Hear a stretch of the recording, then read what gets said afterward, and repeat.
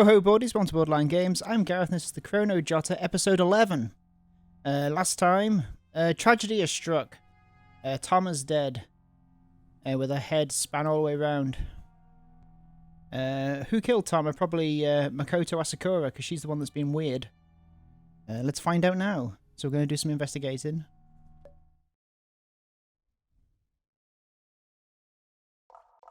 So, corpse front. Anything else? Turn around. Corpse front. Wrists. Let's check out these wrists. The skin of Tama's wrists had split, revealing blood-red muscles underneath. The remaining intact skin near the wounds were heavily inflamed. Okay, so... those markings look like they were left by ropes. Ran nodded. The markings on the wrist are quite irregular. They look like scratches from repeated abrasion. If we had a real coroner, they could figure out if he had wounds. If the wounds had been made before or after death. Unfortunately, we don't. They were made when she was alive, right? The wounds look like they were caused by struggling. I thought of that too, but... if the victim tied up Tama's hands and then dragged her away, that'd be a different story. Alright. So we're not sure whether it's alive or dead. Because she could have been dragged away, I see. Let's have a look at this front of the corpse. Ran knelt on the floor in front of Tama and looked up for a closer inspection. Tama Induo's blood had soaked through all of her clothes. Ran reached out and squeezed her collar and managed to squeeze liquid blood out of it like a sponge. Gross. Massive blood loss. With blood splatters all over the clothes. It's consistent with the method of murder. Probably related to the state that Induo was in when the culprit killed her. Alright. Very brief close we're getting. This turnaround situation. Oh, that's literally to turn it around. Okay, so the face, corpse back. Let's have a look at the corpse's back. Ran stood on the stage and bent down to inspect Tama's back.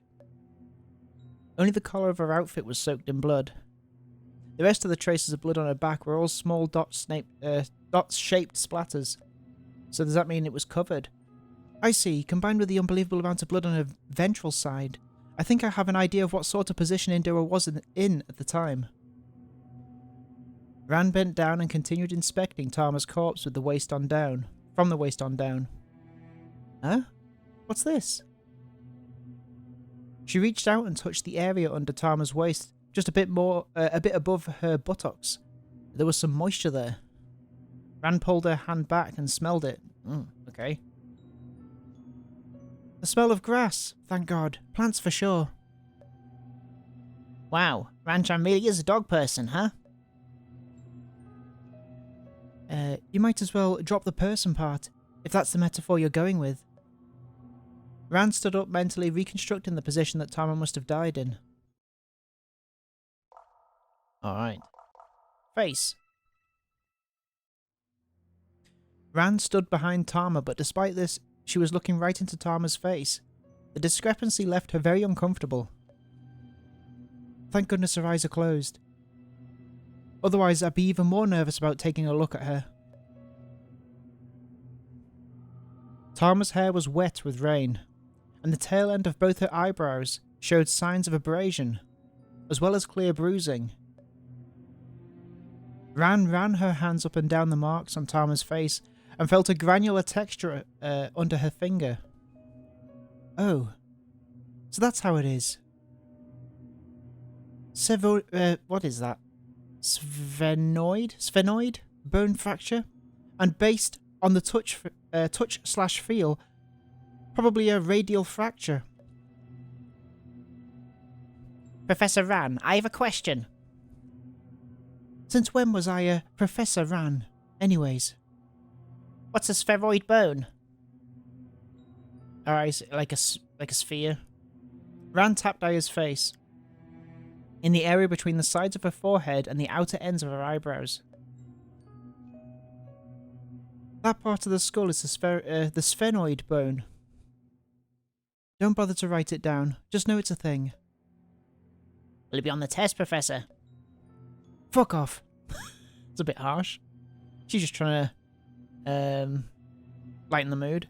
Aya all but collapsed into a laughing pile, giggling non-stop until Mayo gave her a knock on the head. If you look at it like this, though, you can see that the marks on the sphenoid bone on both sides are basically symmetrical. Ran took a moment to imagine how the culprit could have twisted Tama's head. She enumerated to herself the requisite factors, the actions the culprit had to take, the strength they would have needed, the required environment, and other such considerations before she spoke again. Ms Sakura, do you have an oversized pipe wrench here? A pipe wrench? Ah, I see what you mean. There's a wrench meant for measuring the diameters of pipes. Pull that to its maximum width and it could just about clamp a human head. A pipe wrench? What's that? Ran stepped up to Aya and placed each of her index fingers on Aya's sphenoid bones. Imagine a wrench, except you can adjust the positions of the clampy bits on the head. Ran pressed the pointer finger of her left hand to Aya's head while she moved her the same finger of her right back and forth to demonstrate. Basically like that. The clampy bits can expand and contract, and there's markings on the handle that will let you measure the clamped object's size. Oh, I remember now. I think we used something like that when we were fixing those super thick water pipes and ventilation shafts. That's right. The whole dorm got flooded that time. So basically everyone worked together to help Asakura-san fix everything. Ran lowered her hands and folded her arms across her chest. Then we'll have to check the tool room after that. If there's a big enough pipe wrench there, it should be possible to twist someone's head that way. Just clamp right onto Indoro's head and then turn her by the handles, probably. I mean, why would you bother? And if you're all familiar with that tool, then the culprit probably can't just move it about haphazardly. It'd be suspicious to see it appear somewhere it had no reason to show up. Koizumi rubbed her own neck before speaking. It sounds like it'd hurt a lot. The emptiness of the gym and the rain from outside had allowed the cold to permeate Ran's whole body. After scanning the other students' expressions, she gave a careful answer. Yes. If we weren't in this school, this kind of case would definitely be treated as a revenge killing. But none of you could possibly be hiding your hatred for your classmates, right? Of course not. Miho's answer came swiftly and Ran nodded. Her reaction had warmed Ran a bit, on the inside. I hope not too. Anyway, what exactly the murder weapon was isn't as important as what restrictions a weapon capable of doing this to the corpse must have on it. Things like the physical build the user must have had, the amount of space they needed, and the amount of time it took to make this wound, all this combined with the state of the corpse, can easily nail down the murder weapon and give us a lot of information. That's why most murders avoid highly notable methodologies and tools. The more unique your crime is, the more constraints you put on yourself, and the easier it is for others to deduce the truth. And that's also why most police investigators would conclude that a scene like this must be the result of either a revenge killing or some kind of special case. You sure are great at repeating things that everyone else already knows out loud, Ibuki. Can't help but feel like you're damning me with faint praise. Feel free, I guess. Most importantly for this case, there's a massive constraint that limits the culprit this time, and I still haven't seen that constraint manifest at the scene so far. And that is? Ran raised a finger and grinned. Something must have been used to hold Indoro's body in place. Anne nodded. It seemed that she'd been waiting for Ran to say that for a long time. When the culprit turned the murder tool to twist Tama's head, her body must have been fixed in place somehow. Otherwise, Tama's whole body would have rotated along with her head. That's right. Ms Sakura is right as always. Gold star, you're so smart. Wow, not biased much at all, huh? Oh, no. I only thought of it after Ran brought it up. Ran's the real genius here.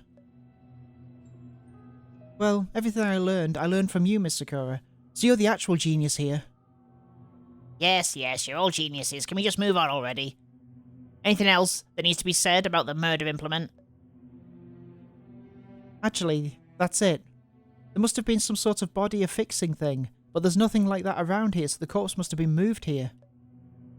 And the murder method was definitely a complete forced rotation of her head. That's about it. How terrifying! It must have been grueling for both the murderer and Indoro-san. I'm more worried that the culprit enjoyed it. Oh, is that a new thing? Cheek? Huh? What's this? Ran noticed that there was a slight bulge to Tama's right cheek. When you compared it to the left cheek, the difference was clear. Pressing a hand to Tama's face, Ran thought she could feel something in Tama's mouth cavity. What's wrong? I don't know. Just in case, I'll check it out. Ran pressed her right thumb into Tama's mouth and started fumbling around with it. It wasn't very effective though, so she put her pointer finger in as well and slowly pulled Tama's mouth open. Ibuki, what the hell are you doing? Nothing. Just, Ms Sakura, could you help shine a light in here, please? Alright. Anne pulled out her phone and turned on the flashlight. The two of them pressed their heads in close to look into Tama's mouth as though they were a dentist and assistant. Oh, this is... Tama's tongue had snapped at almost a right angle, bending towards the right side of her mouth cavity and causing her cheek to bulge slightly. Why would her tongue be in a shape like this? Let me see. Ran reached out with the index finger of her left hand and repeatedly massaged Tama's tongue. No, seriously, what the hell? Koizumi had covered her mouth for some reason and was blushing fiercely. Damn, Professor Ibuki. Makoto heard the commotion and looked up, but quickly lowered her head again. Shush. I've almost got it. Ran extracted her finger, now coated in saliva, from Tama's mouth. Jesus, this is gross. Koizumi immediately hobbled over and brought her a handkerchief. Here, Ibuki-san. Oh, thanks. Ran took the handkerchief and wiped off her hand as she spoke. I figured it out. Indoro's hyroid bone was broken, and since the tongue itself is a highly flexible and tensile muscle, it contracted under high tension, snapping the muscle which caused the tongue to flop to one side like that. So, what does this imply exactly? Let me check something else. After Ran finished wiping her hand, Koizumi tried to retrieve her handkerchief, but Ran motioned for her to hold on. Then, Ran bent down and took a detailed look at Tama's neck. The neck muscles have clumped together after they were snapped. The mass is too thick. Ran tried to peel open the layers upon layers of muscle, but only got blood all over her hands for her trouble. Damn. No good. The muscles are in the way. I can't see the cervical vertebrae. She straightened herself and wiped the blood off her hands with a handkerchief before handing it back to Koizumi. If Indoro's C2 or C3 vertebrae were dislocated, that plus the situation with the tongue will basically be enough to confirm that she was strangled while alive. She clearly has other injuries on her though. Right. So it's very possible that the strangling was just to render Indoro unconscious, rather than to kill her immediately. Manual strangulation can be a bit challenging, but there's still some of us here who could pull it off. With the aid of ropes, any of us could have strangled Indoro. Hyoid bone fracture and vertebral dislocation are commonly seen as on the corpses of those who died from hanging or strangulation, and it's commonplace to diagnose the cause of death based directly on those factors. Even if there really is a problem with the vertebrae, it might have been caused by the twisting of the head.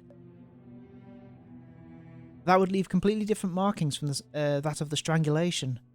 All we need to do is cut the neck open and see. We can't do a proper autopsy, but cutting the corpse open shouldn't be a big issue, right? Ran through the last question at Miho, who nodded in response. Sure, I've done incisions like that a few times before. It won't be a problem. Oh, you've even got experience with this, huh? Then once you've done investigating the corpse, we can take her back and start cutting. The first time we dissected a corpse, it was mine, you know. That means I can confirm that Miho has been inside me at least once before. As if I had any other interest than to get you back as soon as I could. I threw up so many times because of it. There's a problem, though. Why did the culprit have to choke Induo out? Was it just to prevent her from resisting? It's possible. Maybe this whole horrifying neck-twisting situation was actually intended to cover up the signs that she'd been killed by strangulation. Let's wait until Takai's done her autopsy before we come to any conclusions. Anything else?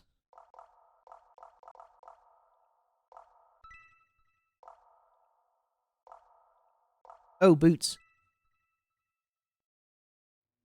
Van half knelt on the floor, leaning over to get a look at the soles of Tama's shoes. Very clean. Normally you'd think that since it rained outside, the shoes ought to be quite dirty.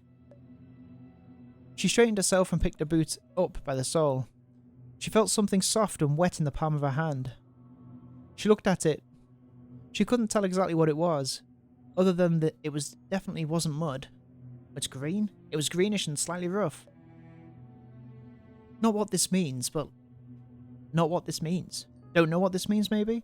But let's make a note of it. Continuing to hold the boot with one hand, Ran pulled Tama's skirt up a little with the other, exposing the tightly tied shoelaces of the rain-stained boots. Is it grass again? How long are you going to be staring at her boots? I just feel there's something not quite right going on here. The boots are too clean. Induo-san really loves that pair of boots. She always cleans them off very diligently before placing them back in the shoe cabinet, every time she returns to the dorms. Yeah, I can tell. If the bottoms of the shoes are clean, then Induo was carried here by someone. Or she was in this room from the beginning. Or the killer cleaned her shoes up for her. There's a lot of possibilities. Let's wait until all the clues have been collected before I try to make sense of them. Alright, have we done everything? Boots? What have we missed? Wrists? Corpse? Back? This has got to be everything now, right? Guess we just got to exit out. That's all the evidence that corpse can give us. Next, I'll have to ask everyone where they were at the time of the incident. Tama must have died between the last time you saw her and, well, just now, when we discovered the corpse. It's a massive span of time. It doesn't matter. We don't need to confirm the culprit immediately. We can use all the clues provided by the corpse and slowly implement new restrictions that eliminate potential culprits one by one. Ran folded her arms in front of her chest, leaned by the edge of the stage and spoke.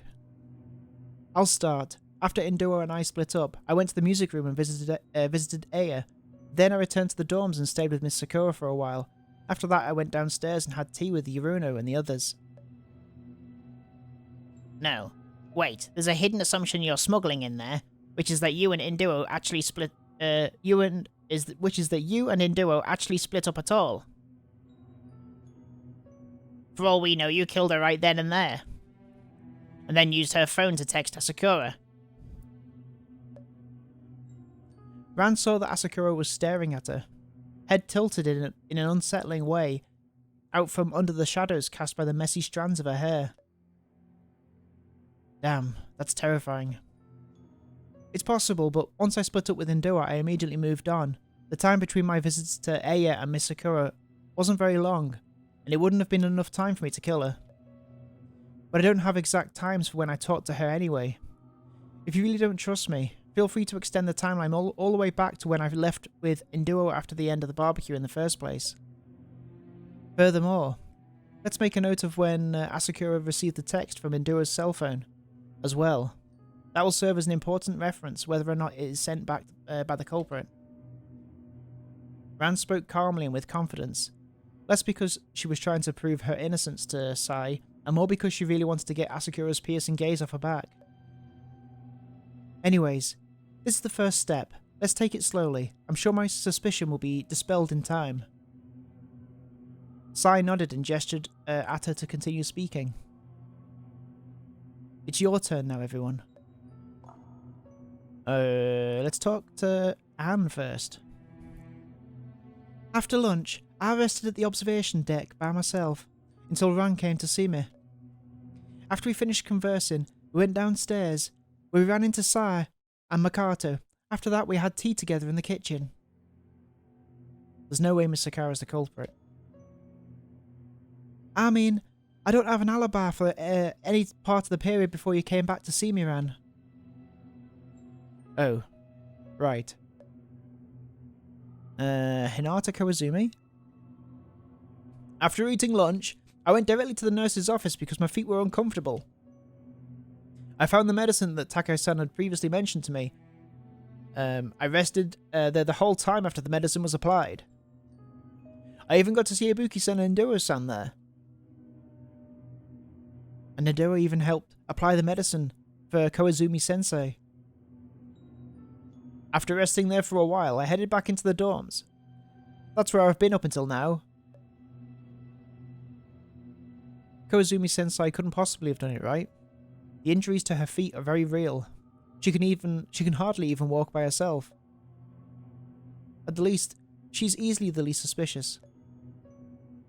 Makato Asakura? After I ate, I stayed with Tama-chan in our room for a while. Then I went to the tool storage room to grab my tools and left to fix the generator. After fixing it, I found the generator's cover was too heavy to lift by myself, so I went to the swimming pool to find Yuruno. We returned to the generator room and put the cover back on, and then we went to the swimming pool to fix the changing room door. I suppose this qualifies as an alibi for me. Say, it took quite a while to fix that generator, huh? Asakura said nothing in response.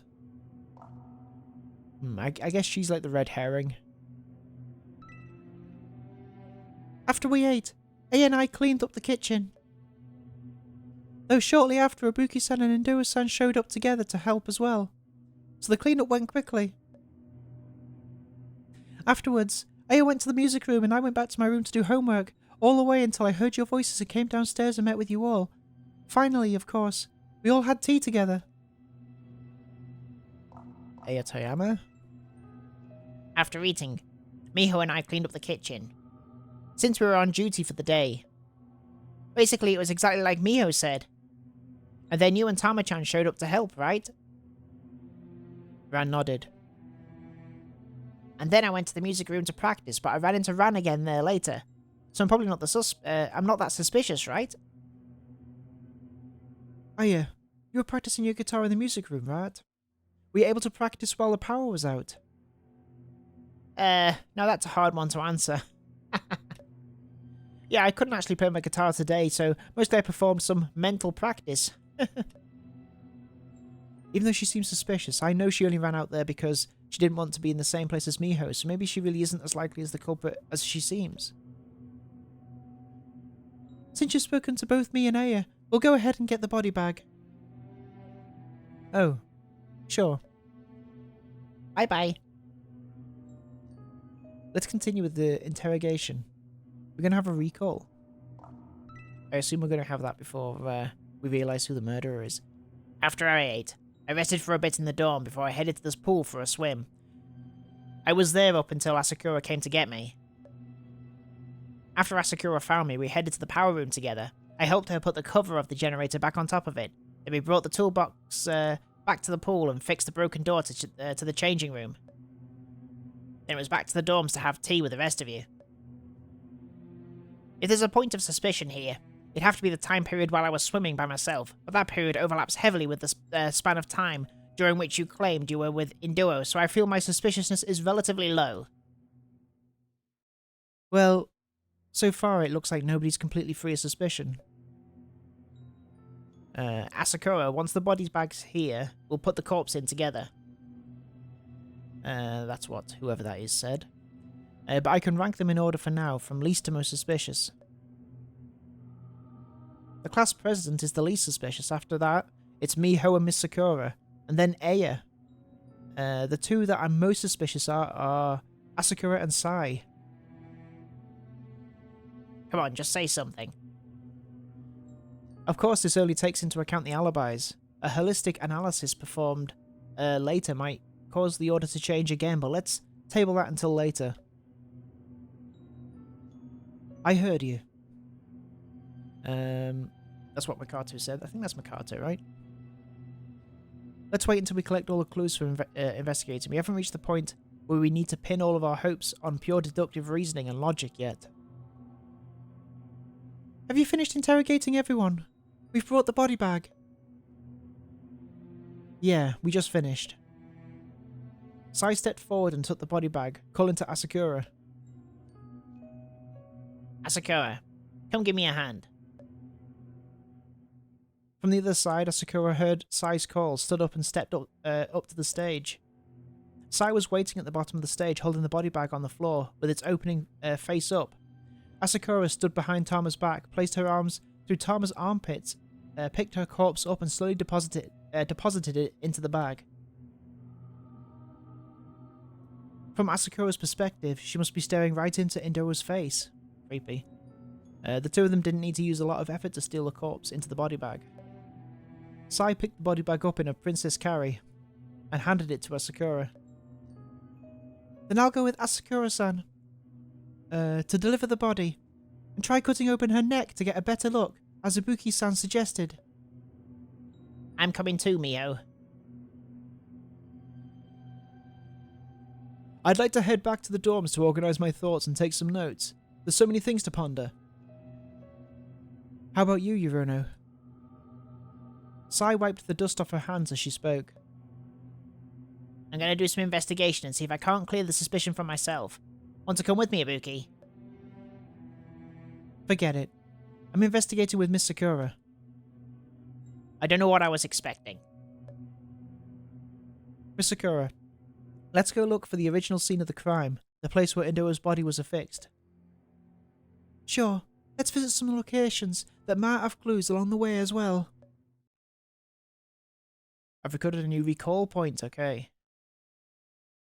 Hello? Tool room. Electrical room. Is that it? Morgue. Okay. Trees. Let's investigate these trees. We were talking before about how the culprit needed to use something to affix Indora's body in place. The trees of the forest would be excellent for that, if you ask me. Indeed. Trees are everywhere, so you don't even need to do any extra preparation. While I was investigating Indora's back, I noticed some plant-like scents on it. At that point, I was wondering if she'd been bound to a tree at some point. Why didn't you tell everyone back then? I thought of it, but I was afraid they'd make the culprit realise I was onto them and try to destroy the evidence. Though I suppose the culprit already destroyed all the evidence they could before returning anyway. But even then, they would likely have become more careful if I'd said that. Ran led Anne to the grove of trees not far away from the gym. Are we going to start looking from here then? Yes. This is relatively close to the gym, so the probability that the culprit struck here is higher.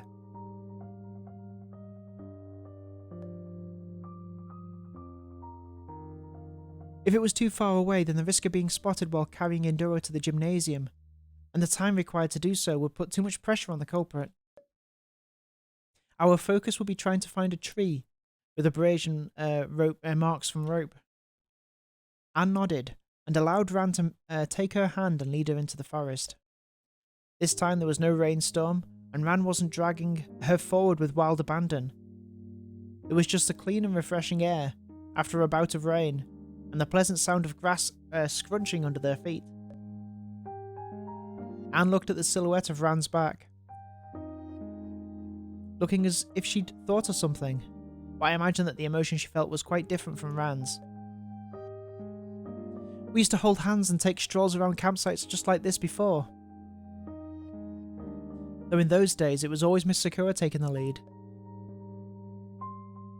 You and I took trips together quite often then. And always to rather distant places, too. Places like what you mentioned before, the seaside. That's right, my personality was horrible back then. I was a gloomy crybaby. You took me to all kinds of places to just try to cheer me up, Ms Sakura. Did we get any studying done at all then? Ran laughed as she walked, her shoulders bobbing up and down. We only went during vacation days. Ah, Ms Sakura, look there. Ran halted and pointed at the trunk of a nearby tree. Didn't think we'd find it so quickly.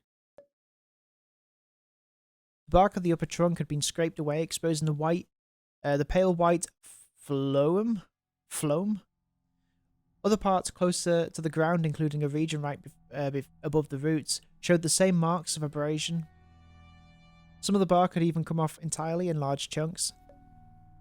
Rand circled the tree to confirm that the abrasion marks went all the way around the trunk. She imagined how the scene must have looked, as the ropes were tied to the trunk and then used to raise Tama up. She knelt down and found that the puddles of mud on the ground were full of rainwater and blood. Rand guessed that Tama's legs must have been bound just above the tree roots. Tama's shoes must have been responsible for kicking off the large, missing chunks of bark. Indora was likely positioned with her back facing the tree. Then a rope was tied to a high part of the trunk, with the other end tied to her wrists. This rope was used to raise her into the air. This rope's length would have allowed Tama's toe tips to touch the ground. After that, it'd be time for the second rope to shine. The second rope was used to tie her legs to the trunk of the tree, just above the ground. That way, the first rope, which was longer, would cause Indora to dangle forwards, suspended diagonally in mid-air. But if that was the case, if Tama began struggling, she'd start swinging back and forth, wouldn't she? That's right. I suspect this is why the culprit choked her out, or one of the reasons why. Tama was probably very compliant at first, since she was unconscious. Once the pain had increased to the point where she could wake up and start struggling, her head had probably already been twisted to an irreversible degree. Ran covered her mouth. She could tell that her voice was trembling. Of course, Ran had witnessed many worse ways to die than this. But this wasn't the same. Was it just because Tama Indora was so adorable?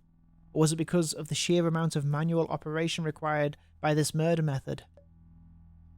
She didn't have a clear answer, and her ignorance left her uncomfortably anxious. Don't think about it. Concentrate. Ran raised her head, no her hand, her fingertip passing just slightly over the utmost marks of the tree. Based on this height, it would have been hard for anybody shorter than me to tie the ropes there. Even if it was me, I bet I would have needed something to stand on to tie the rope securely. So, Aya and I are out then? Probably. You're so much shorter than me after all, Ms Sakura. Is that bad? Absolutely not. Why, it's the perfect amount of height difference for a couple in my opinion. Ran laughed again. As expected, whenever she spoke with Anne, her frustrations instantly evaporated. Anyway, it's not just that height is needed to tie the ropes. After the culprit placed the pipe wrench on Indora's head, they had to rotate it a whole 540 degrees. That meant that at some point the wrench had to be pointing straight up, and if the culprit wasn't tall enough, they might not be able to reach the far end of the wrench's handle, and would make it very difficult for them to continue. What a cruel and complicated method, though. If the culprit wasn't motivated by hatred, why wouldn't they have gone with something simpler? Could it really be? Let's not worry about the why for now. No matter what the culprit was thinking, the facts remain the facts. All we need to do is to use them to find the truth. Right. Then we can definitely be certain that this was the original scene of the crime. After that, the culprit, after killing Tama, had to move her body to the gym. That disqualifies Koizumi, whose injuries make it impractical for her to commit such a complex murder. Even if she'd somehow endured the pain with sheer willpower, she'd have shown some sign of discomfort while we were having tea together. She had no sign of moisture on her body either, and she didn't seem particularly uncomfortable. If she was just acting, or if she just left herself enough spare time to recover from her exhaustion, well, then we'd be looking at a really complex situation. Would she really kill someone who just helped apply the medicine for her, though? It feels like we've found a lot of clues all at once. Yeah, we'll have to find some time and sort through all of them later. Alright, okay, we've investigated the trees, we've looked at the body. Next, we're probably going to be looking at the tool room. What else have we got? The electrical room. And the morgue, but we're doing all of that next time on Borderline Games. Thank you so much for watching. Who is the killer? It better not be Ms Sakura. I'll lose my mind if it's Ms Sakura. But we'll find out next time on the Chrono Jotter. Thanks so much for watching. I'll see you next time. Bye bye.